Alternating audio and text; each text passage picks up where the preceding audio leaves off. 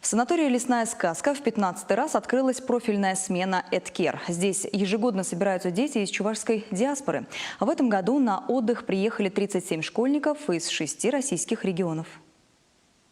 Этнокультурная программа «Эдкер» 15-й год собирает в республике юных победителей олимпиад и конкурсов по чувашскому языку и культуре со всей страны. Сюда ежегодно приезжают дети из Тюменской, Ульяновской, Саратовской, Самарской областей, республик Татарстан и Башкирия. Я приехал в этот лагерь из Ульяновской области, у нас чувашское село. Я там ездил на конкурсы и благодаря конкурсу приехал в этот лагерь. Программа пребывания в лагере очень насыщенная. Каждый день посвящен определенной теме. Национальные костюмы, рукоделие, чувашские песни и танцы. Для ребят организованы творческие лаборатории, проводятся мастер-классы по плетению бисером.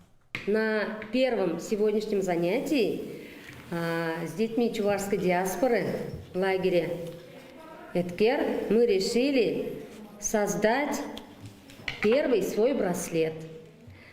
Мы цвета выбрали те, которые любит чувашский народ. Это красный и желтый цвета.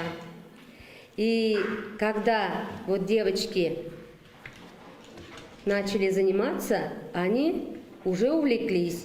Чтобы занятия по чувашскому языку проходили интересно и давали результат, воспитатели используют разные методы обучения.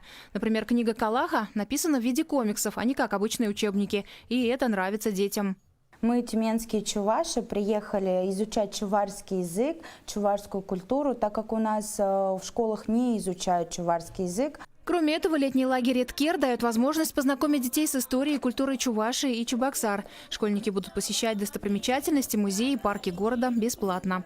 Наталья Горова, Арина Давыдова, Никита Углев, Вести Чувашия.